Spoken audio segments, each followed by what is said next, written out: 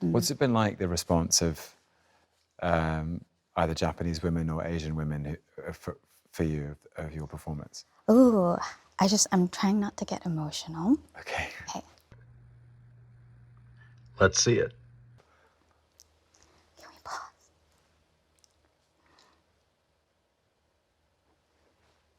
Should we pause? Whatever you need. Whatever you need. I shouldn't have said that because now I feel like No, I it's just okay. like It's triggered okay. It's this honest. thing. It's totally honest.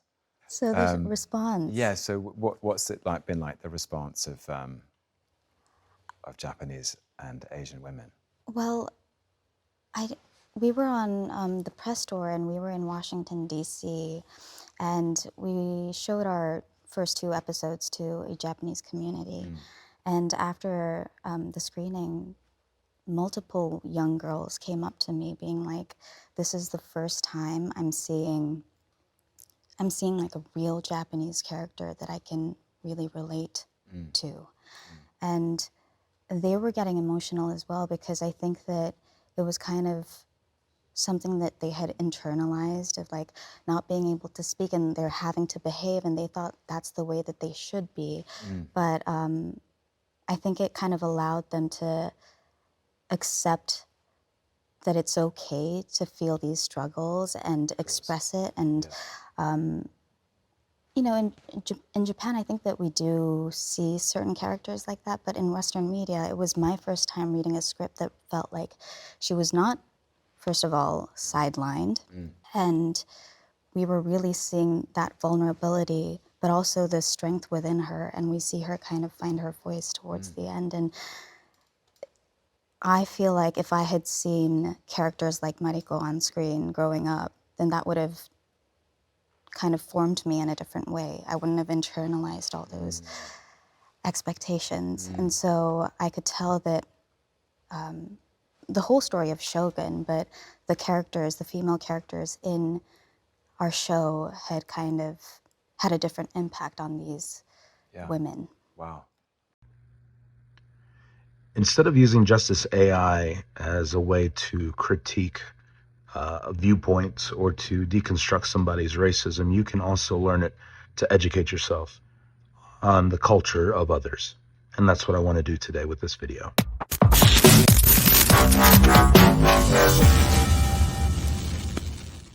Jai, please analyze and dissect what this actress is saying from a cultural standpoint, because there's some things that I'm missing that I don't understand, and I really want to understand her culture. Anasawai's emotional response in the interview highlights the profound cultural impact of representation in media, especially for marginalized communities. Let's break down the key cultural elements of her statement. Sawai mentions how young Japanese and Asian women express their joy at seeing a character they could relate to for the first time. This underscores the importance of representation in media, which allows individuals from marginalized groups to see themselves reflected in the stories and characters on screen. This can be particularly impactful for young viewers who are forming their identities and seeking role models. The young girls' emotional reactions suggest that they had internalized societal expectations about behavior and expression, which often dictate how individuals from marginalized groups should conduct themselves. Seeing a character who breaks these norms can be liberating and validating, encouraging viewers to accept and express their own struggles and emotions. Sawai points out that while similar characters might exist in Japanese media, they are rare in Western media. This reflects the broader issue of underrepresentation and misrepresentation of Asian characters in Western narratives. Historically, Asian characters have often been sidelined, stereotyped, or used to support the stories of white protagonists. Sawai's character in Shogun challenges this by being central, complex, and fully realized. Sawai reflects on how having characters like Mariko during her own formative years might have influenced her differently. This highlights how media can shape personal identity and self-perception. Characters that resonate with one's own experiences can provide a sense of belonging and validation, reducing the internalization of harmful stereotypes and expectations. The character's journey to find her voice is significant for viewers who may feel marginalized or voiceless in their own lives. It portrays a narrative of empowerment and resilience, demonstrating that it is possible to overcome societal limitations and assert one's own identity and agency. The reactions of the audience also speak to the resilience of cultural identity amidst dominant narratives.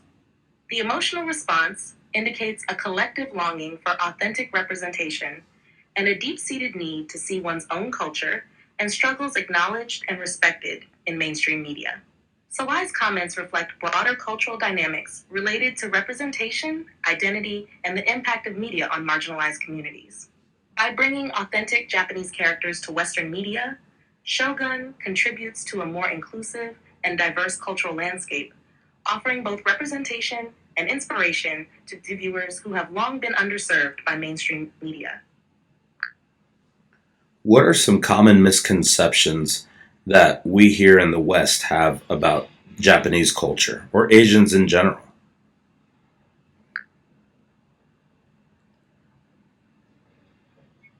There are several common misconceptions about Japanese culture and Asians in general that are prevalent in Western societies.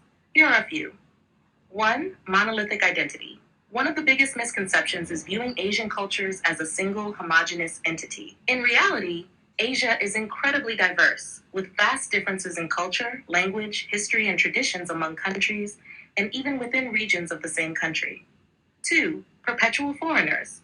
Asians in Western countries are often seen as perpetual foreigners, regardless of how many generations their families have been there. This assumption undermines their identity as citizens and their contributions to society. 3. Model minority myth. This stereotype suggests that all Asians are high-achieving, particularly in academics and professions, and do not face significant social or economic challenges. This myth ignores the diversity within Asian communities. This stereotype suggests that all Asians are high-achieving, particularly in academics and professions, and do not face significant social or economic challenges. This myth ignores the diversity within Asian communities and the struggles that many face, and it can create unrealistic pressures. 4. Cultural uniformity. There is a tendency to assume that all Japanese people, or Asians more broadly, follow the same cultural practices and traditions. This overlooks the individual differences and the influence of modern global culture on Asian societies. 5. Docility and submissiveness. Asians, particularly women, are often stereotyped as being passive, quiet, and submissive. This stereotype can lead to their voices being marginalized and their assertiveness being undervalued. 6. Exoticization and fetishization. Asian cultures and people are often exoticized or fetishized, reducing their rich cultures to mere objects of fascination or desire. This can be seen in the fascination with elements like anime, martial arts, or specific physical features, often devoid of deeper cultural understanding. 7. Economic status. There is a stereotype that all Asians are wealthy, which ignores the economic disparities and hardships faced by many within the Asian communities, including those living in poverty. 8. Lack of historical context. Many people in the West are unaware of the historical and political contexts that have shaped Asian societies. This includes colonial histories, wars, economic policies, and cultural shifts that continue to impact these societies today.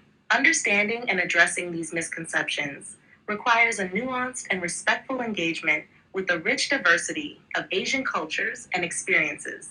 It involves listening to the voices of Asian individuals and communities and recognizing the complexity and depth of their identities and histories.